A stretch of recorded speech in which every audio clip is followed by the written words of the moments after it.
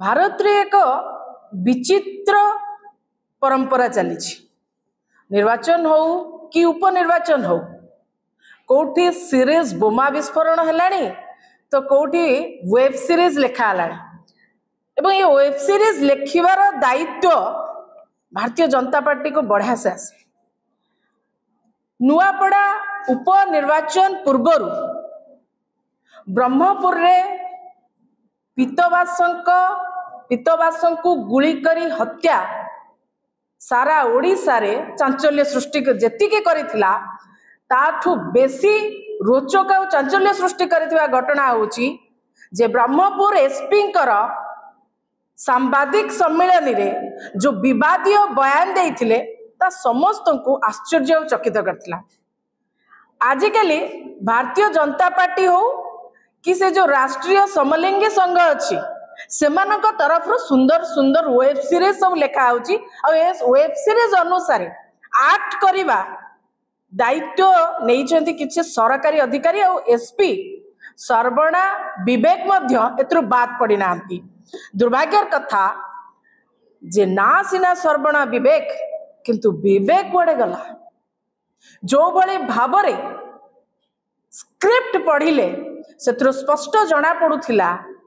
जे किछि तो लुचेबा को चेष्टा करूछंती। सांबादिक सम्मेलन रे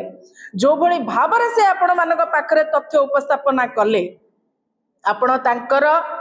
फेस अपीयरेंस हो तांकर यूज करूथिबा वर्ड हो ये तमाम घटना रो जना पड़ुथिला जे कोठी ना कोठी एसपी सर्वणा विवेक चापरे अछंती चिंतित अछंती निज मनरु कहउछंती ना तांकू केही जणे ट्रेंड करैची स्क्रिप्ट देइची ये तो जना पड़ी जाउथला। सबुठो दुर्भाग्यर कथा जणे आईपीएस अधिकारी हेकरी से भलो भाव जानी छंती जे जो कथा बा जो स्क्रिप्ट से पढ़ुचंती सांबादिक सम्मेलन रे सी ताको प्रमाणित करि परिबे तो कोर्ट रे एवं प्रमाणित करि न पारिले तांकर नैतिकता उपरे प्रश्न आसीबो एक कथा मध्य से जानी छंती किंतु ताको भ्रुक्षेप न करी सरकार दल द्वारा लिखित स्क्रिप्ट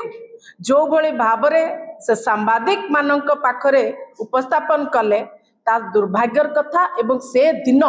बोध हुए ओडिशा राजनीति रे एक कलंकित दिन थिला बोली हमको विचार करबा को पड़ियो। नुआपड़ा इलेक्शन सरी गला तेणु करी ये जो स्क्रिप्ट लिखा हैथिला ये मिछ के सत एबे सब सत कथा जाना पड़ियो कहीं ना ये स्क्रिप्ट पछरे कारण थिला नुआपड़ा उपनिर्वाचन निर्वाचन शेष ए घटनार सब पर्दाफाश हो तेणु करी सरकारी दल को भली भावरे निर्वाचन हो कि उपनिर्वाचन हो ताको प्रभावित करने एभली कांड मान घटाए ता तो स्पष्ट जना पड़ुछि।